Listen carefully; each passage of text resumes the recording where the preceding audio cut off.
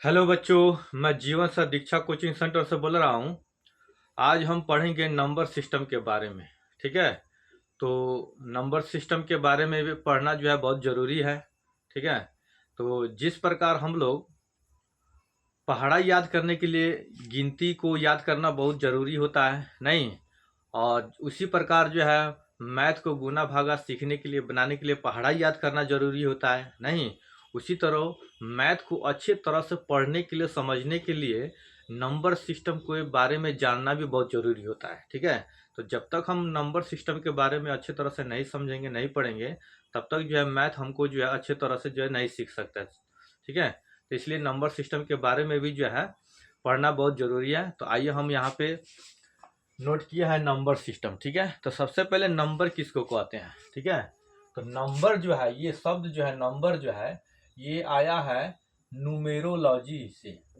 ठीक है। न्यूमेरो, ये लैटिन नाम है न्यूमेरोलॉजी। नंबर का लैटिन नाम न्यूमेरोलॉजी है, जो इंग्लिश नेम है। ठीक है। और इस न्यूमेरोलॉजी का मतलब होता है न्यूमेरो यानी कि नंबर, ठीक है, संख्या। और लॉजी का मतलब होता है ज्ञान, यानी कि संख्या के बारे में जानकारी प्राप्त करना, ज्ञान प्राप्त करना, इसको न्यूमेरोलॉजी कहा गया है। ठीक है। और इसी न्यूमेरोलॉजी से नंबर शब्द जो है लिया गया है। नंबर में हम लोग कभी कभी एन ओ लिखते हैं। ठीक है। तो एन ओ क्यों लिखते हैं? तो न्यूमेरोलॉजी में ये न्यूमेरो जो शब्द दिया है, ठीक है, न्यूमेरो जो शब्द दिया है, इसमें फर्स्ट अंक एन और लास्ट अंक ओ जो होता है, ठीक है, ये लास्ट अंक ओ और फर्स्ट अंक एन। तो एन और यानी फर्स्ट और लास्ट, इसी को जो है लिख करके हम लोग शॉर्टकट में नंबर लिखते हैं। ठीक है। तो नंबर कहते किसको है? तो नंबर जो है किसी वस्तु की इकाई या फिर उसके परिमाण को बताने वाला जो शब्द होता है, उसको हम लोग नंबर कहते हैं। और नंबर में हम लोग जो है संख्याओं के बारे में पढ़ते हैं, जैसे 1 2 3 4 जो गिनती आप लोग पढ़े हैं नंबर है। ठीक है। अब उसमें जो संख्या है उसको डिजिट कहा जाता है। ठीक है। जो अंक हम लोग लिखते हैं नंबर में, जो अंक हम लोग लिखते हैं, ठीक है, 1 2 3 4 ऐसे जो संख्या हम लोग लिखते हैं नंबर में, तो प्रत्येक संख्या को डिजिट कहा जाता है, अंक कहा जाता है। यानी कि इसको इसको हर एक संख्या को जो है उसको डिजिट या अंक कहा जाता है। ठीक है। तो इतना आप लोग समझ लिए हैं। आइए आइए हम लोग समझते हैं। ठीक है।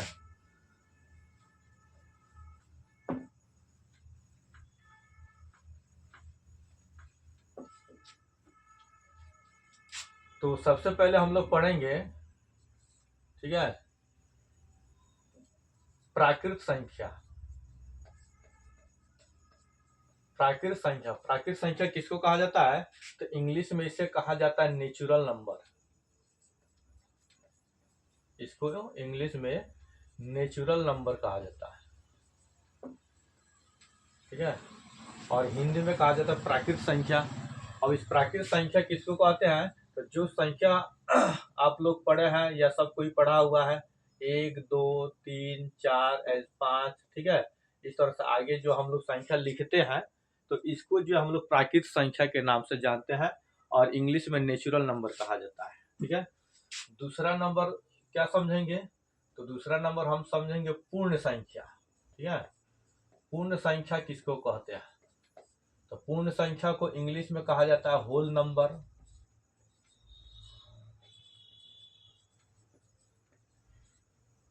पूर्ण संख्या को, पूर्ण संख्या जिसको होल नंबर इंग्लिश में कहा जाता है। ठीक है।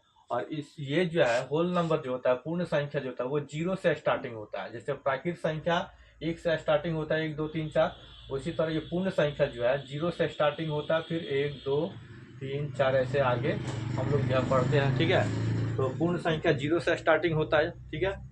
उसके बाद तीसरा नंबर पे हम लोग जानेंगे पूर्णांक संख्या। क्या जानेंगे? पूर्णांक संख्या। तो पूर्णांक संख्या जो है इसको इंग्लिश में कहा जाता है इंटेजर। INTE,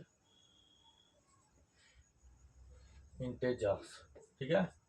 पूर्णांक संख्या जो है इसको इंटेजर्स कहा जाता है। और पूर्णांक संख्या किसको कहते हैं? तो पूर्णांक संख्या जो है, जो संख्या हम लोग माइनस में भी लिखते हैं, जैसे -3 हो गया, -2 हो गया, -1 हो गया, फिर 0 हो गया, फिर 1 2 3 4, यानी ऐसी संख्या जो जीरो होता है और जीरो के इधर हम लोग प्लस में लिखते हैं संख्या और जीरो के इधर जो है माइनस में संख्या लिखते हैं। तो ऐसी संख्या जो माइनस में भी और प्लस में भी लिखते हैं और जीरो भी आता है, तो ऐसी संख्या को हम लोग पूर्णांक संख्या कहते हैं, जिसको इंग्लिश में इंटेजर्स कहा जाता है। ठीक है, इसको पूर्णांक संख्या कहते हैं, जो माइनस में भी होता है, प्लस में भी और जीरो भी होता है। ठीक है, 1 मिनट।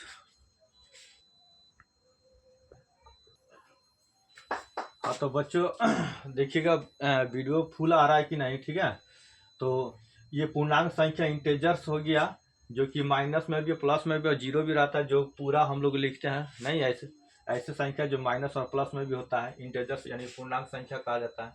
उसके बाद हम लोग जानेंगे सम संख्या। सम संख्या, तो सम संख्या जो है, सम संख्या किसको कहते हैं? तो सम संख्या जो है इसको हम लोग इंग्लिश में इवन नंबर कहते हैं। इवन नंबर, ठीक है, सम संख्या को इंग्लिश में हम लोग इवन नंबर कहते हैं। अब ये सम संख्या किसको कहते हैं? तो सम संख्या ऐसी संख्या जो दो से पूरा पूरा भागा लग जाए या फिर दो से कट जाए, यानी कि दो से जो संख्या पूरा पूरा भागा लग जाता है, कट जाता है, उसको हम लोग सम संख्या कहते हैं। जैसे कि 2 हो गया, 4 हो गया, 6 हो गया, 8 हो गया। ठीक है, इस तरह से 2 4 6 8 10 12 14, इस तरह से इस जो भी संख्या जो दो से पूरा पूरा भागा लग जाता है, कट जाता है, इसको हम लोग सम संख्या इवन नंबर कहते हैं। ठीक है, उसी तरह हम लोग समझेंगे सम के बाद अब विषम संख्या। ठीक है, विषम संख्या किसको कहते हैं? तो विषम संख्या कहते हैं, इंग्लिश में इसको कहा जाता है ओड नंबर। ठीक है, इंग्लिश में इसको ओड नंबर कहा जाता है। तो विषम संख्या किसको कहते हैं? तो ऐसा संख्या जो दो से भागा नहीं लगता है, दो से पूरा पूरा कटता नहीं है। ठीक है, तो विषम संख्या हो गया। जैसे कि मान लीजिए कि 3 हो गया, 5 हो गया, 7 हो गया, 9 हो गया। ठीक है, ऐसी संख्या जो दो से भागा नहीं लगता है, नहीं कटता है, तो ये इसको विषम संख्या इंग्लिश में ओड नंबर कहते हैं। ठीक है, उसके बाद आइए हम आगे समझते हैं क्या। तो आगे हम लोग समझेंगे अभाज्य संख्या। ठीक है, अभाज्य संख्या। अभाज्य संख्या किसको कहते हैं? तो अभाज्य संख्या जो है इंग्लिश में इसको कहा जाता है प्राइम नंबर। क्या कहा जाता है? Prime number. ठीक है, अभाज्य संख्या को इंग्लिश में प्राइम नंबर कहा जाता है। ठीक है, और प्राइम नंबर अभाज्य संख्या किसको कहते हैं? तो ऐसी संख्या जैसे कि 3 हो गया, 5 हो गया, ये सब अभाज्य संख्या है। 3 हो गया, 5 हो गया। ठीक है, या फिर 2 भी हो गया। ठीक है, ये भी अभाज्य संख्या है। या फिर 7 हो गया, ये भी अभाज्य संख्या। अब ये अभाज्य संख्या क्यों है? ठीक है, तो ऐसी संख्या जिसका गुणनखंड निकालने पर या फिर फैक्टर निकालने पर जो है केवल 2 निकलता है, उसका गुणनखंड और फैक्टर केवल 2 निकलता है, तो वह हमारा अभाज्य संख्या है। अब जैसे कि मान लीजिए 2 है, तो 2 का गुणनखंड क्या क्या होगा? तो 2 किसकी संख्या से कटेगा? तो 2 जो है 1 से कटेगा या फिर स्वयं 2 से कटेगा। ठीक है, या फिर 3 है, तो 3 किससे कटेगा?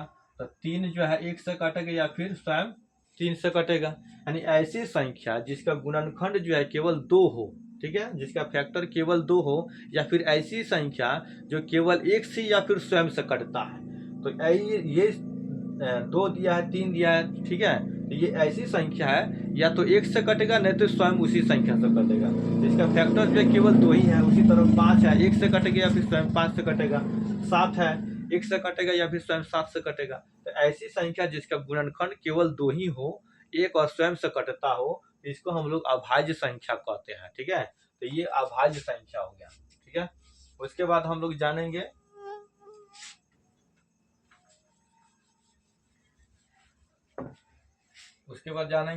भाज्य संख्या।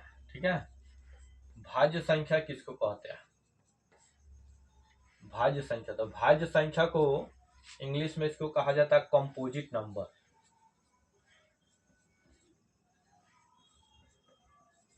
इसको इंग्लिश में कंपोजिट नंबर कहा जाता है भाज्य संख्या को। और भाज्य संख्या कंपोजिट नंबर इंग्लिश में कहा जाता है। तो भाज्य संख्या क्या है? तो जो 4 हो गया, ठीक है, 6 हो गया, 9 हो गया। ठीक है, ये सब भाज्य संख्या। किस लिए भाज्य संख्या है?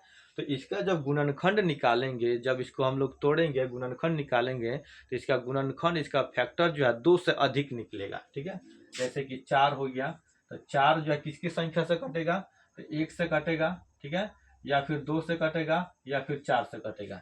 तो यहाँ पे हम देख रहे हैं 4 का जो फैक्टर है, गुणनखंड है, वो 2 से अधिक हो गया, 3 हो गया। ठीक है, उसी तरह 6 है, तो 6 किसकी संख्या से कटेगा, तो 1 से कटेगा, 2 से कटेगा, 3 से कटेगा, स्वयं 6 से कटेगा। तो 6 का गुणनखंड यहाँ पे देख रहे हैं 2 से अधिक हो गया। तो ऐसी संख्या जिसका गुणनखंड जो है 2 से अधिक हो जाए, ठीक है, जिसका फैक्टर या गुणनखंड 2 से अधिक हो जाए, ठीक है, तो वह हमारा जो है भाज्य संख्या कहलाता है, और इंग्लिश में कंपोजिट नंबर कहते हैं। तो इस तरह से ये 4, 6, 9 है, ठीक है, इसका भी गुणनखंड 2 से अधिक निकल जाएगा, तो ये भी भाज्य संख्या हो गया। इतना याद रखना है, जिसका गुणनखंड केवल एक या स्वयं होता है, केवल 2 ही गुणनखंड होता है, जैसा अभी समझा, तो वो अभाज्य संख्या प्राइम नंबर होता है। ठीक है, और भाज्य संख्या जिसका गुणनखंड जो है 2 से अधिक निकल जाए, ठीक है, तो वह हमारा भाज्य संख्या होता है। ठीक है, तो इतना समझ में आपको आ गया होगा। ठीक है, वीडियो पूरा आ रहा है कि नहीं, देख लें।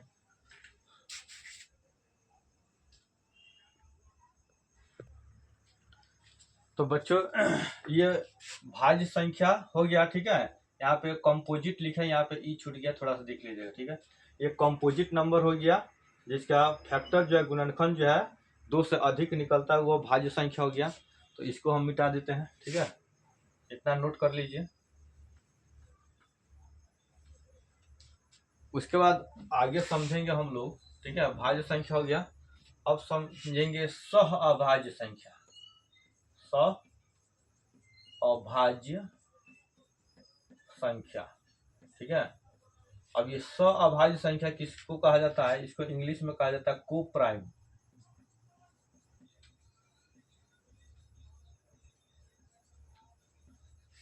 इंग्लिश में इसको को प्राइम नंबर कहा जाता है। ठीक है, और हिंदी में कहा जाता है अभाज्य संख्या। ठीक है, तो अभाज्य संख्या किसको कहते हैं, तो ऐसी दो संख्या जिसका अपवर्तक केवल एक होता है, ऐसी दो संख्या जिसका अपवर्तक केवल एक होता है।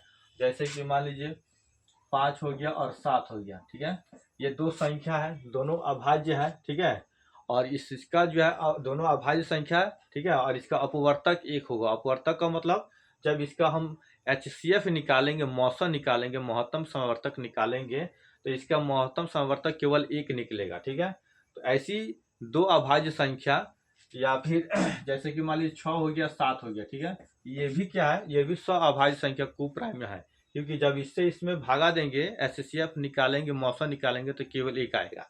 तो ऐसी संख्या, ठीक है, ऐसी दो संख्या जिसका अपवर्तक केवल एक हो, या फिर उसका मौसन निकालने पर जो है केवल एक आता है। ठीक है, तो वो जो है हमारा अभाज्य संख्या कहलाता है। ठीक है, उसके बाद हम आगे पढ़ेंगे द्वि अभाज्य संख्या। द्वि अभाज्य संख्या, तो द्वि अभाज्य संख्या किसको कहा जाता है, इंग्लिश में इसको कहा जाता है twin prime. Twin prime number. ठीक है, द्वि अभाज्य संख्या यानी कि ट्विन प्राइम नंबर, ये द्वि अभाज्य संख्या किसको कहा जाता है, तो ऐसा अभाज्य संख्या, ठीक है, जैसे कि 3 हो गया, 5 हो गया। ठीक है, ऐसे अभाज्य संख्या जैसे 3, 5 हो गया, या फिर जैसे कि ये 5 हो गया, 7 हो गया। ठीक है, या फिर 11 हो गया और 13 हो गया। ऐसी अभाज्य संख्या, दो अभाज्य संख्या है, दोनों देख रहा है कि दोनों सब जो है अभाज्य संख्या है, लेकिन ऐसी अभाज्य संख्या जिसका अंतर 2 होता है, यानी कि 3 और 5 के बीच में 2 का अंतर है, 5 और 7 के बीच में 2 का अंतर है, 11 और 13 के बीच में 2 का अंतर है। तो ऐसा अभाज्य संख्या, दो अभाज्य संख्या जिसके अंतर जो है 2 का रहता है। ठीक है, तो इसको जो हम लोग द्वि अभाज्य संख्या कहते हैं। ठीक है, उसके बाद हम लोग जानेंगे परिमेय संख्या। ठीक है, परिमेय संख्या। अब ये परिमेय संख्या किसको कहा जाता है, तो इसको कहा जाता है रेशनल नंबर।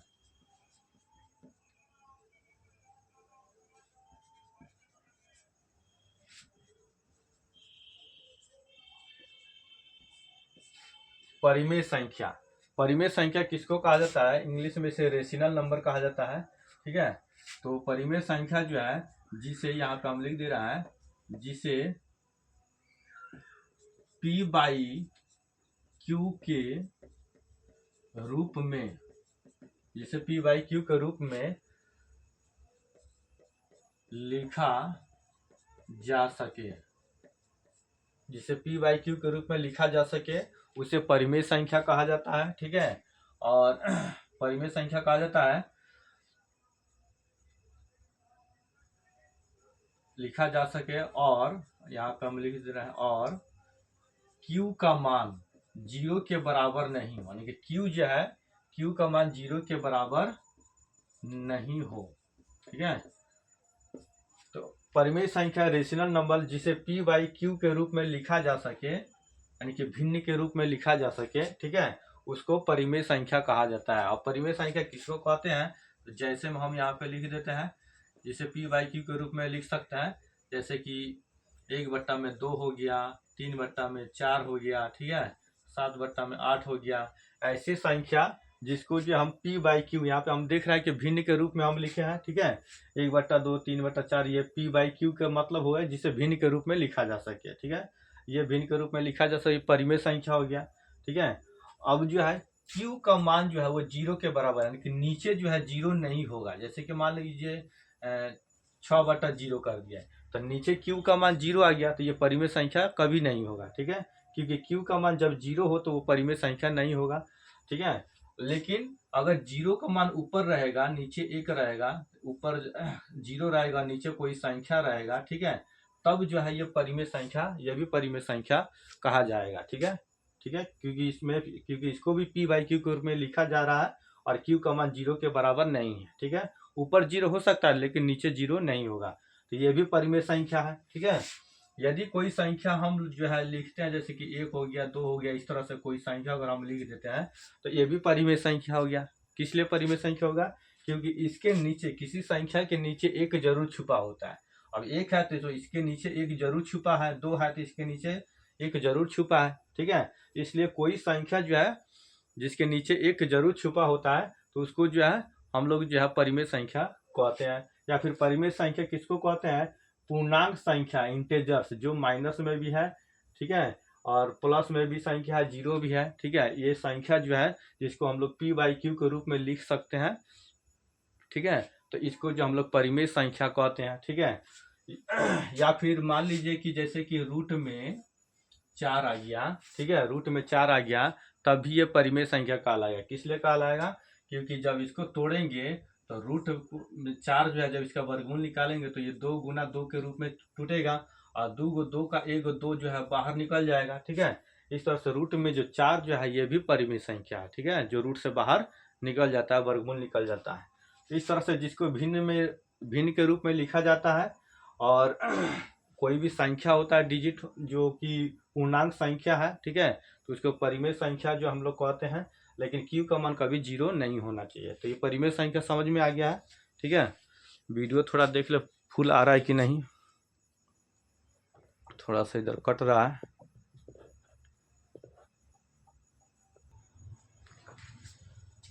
तो ये परिमेय संख्या समझ में आ गया, थोड़ा देख लीजिएगा, ठीक है। उसके बाद हम लोग समझेंगे अपरिमेय संख्या।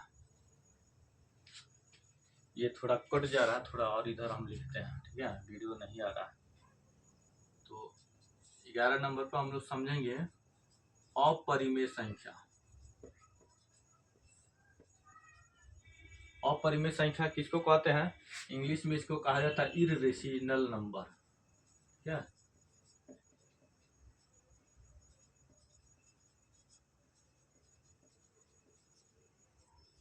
इंग्लिश में इररेशनल नंबर, अपरिमेय संख्या, ठीक है। अपरिमेय संख्या किसको कहते हैं, तो ऐसी वास्तविक संख्या, ऐसी वास्तविक संख्या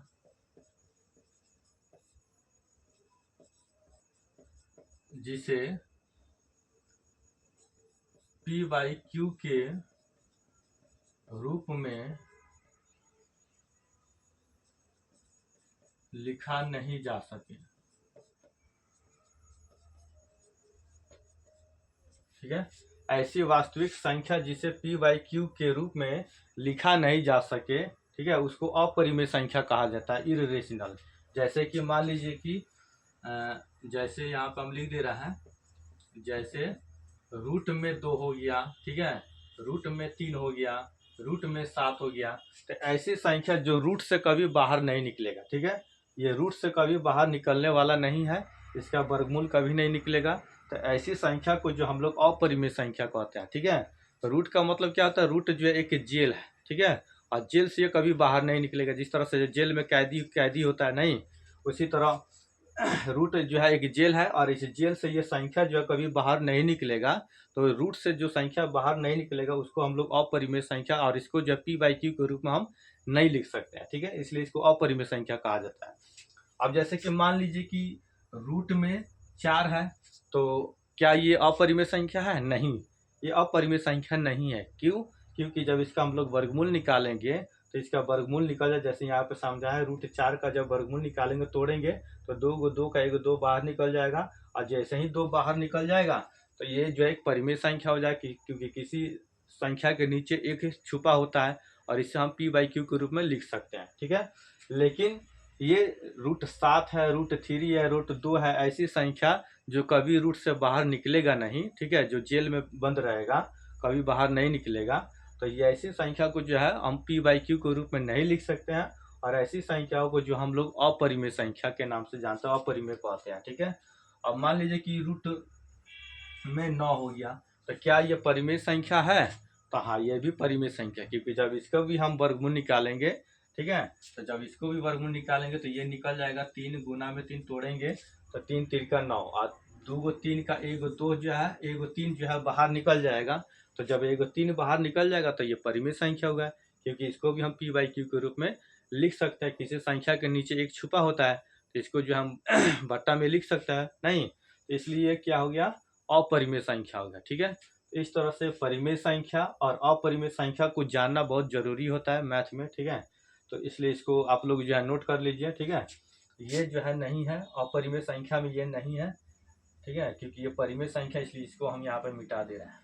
अपरिमेय संख्या यहाँ पे है, जो रूट 3 है, रूट 2 है, रूट 3 है, रूट 7 है, जो कभी रूट से बाहर नहीं निकलेगा। ठीक है, तो ये अपरिमेय संख्या हो गया।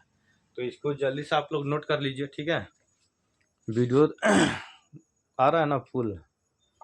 चलिए ठीक है, इसको नोट कर लीजिए जल्दी से। तो बच्चों, ये जो है नंबर सिस्टम जो है हम लोग जो समझ लिए हैं, ये सभी संख्याओं के बारे में हम बता दी हैं। ठीक है, इसको आप लोग नोट कर लीजिए, इसको नोट करके अच्छे से इसको याद कर लीजिए, समझ लीजिएगा। ठीक है, ये सभी नंबर सिस्टम के बारे में हो गया है। तो परिमेय संख्या और अपरिमेय संख्या, इसको अच्छे तरह से आप लोग समझ लीजिएगा। ठीक है, परिमेय संख्या, अब यहाँ पे ध्यान दीजिए, परिमेय संख्या जो है उसको भिन्न के रूप में लिखा जा सकता है। ठीक है, जितना भी परिमेय संख्या उसको भिन्न के रूप में जो है लिखा जा सकता है, लेकिन सभी भिन्न वाला जो संख्या है उसको, यानी कि सभी भिन्न जो संख्या है वह परिमेय संख्या नहीं होता है। इतना आप लोग याद रखिएगा। सभी परिमेय संख्या को भिन्न में लिखा जा सकता है, लेकिन प्रत्येक भिन्न जो होता है वो परिमेय संख्या नहीं होता है। इतना याद आप लोग रखिएगा, और इसको जल्दी से आप लोग नोट कर लीजिए। ठीक है, उसके बाद फिर अगले वीडियो में आपसे मिलते हैं। ठीक है।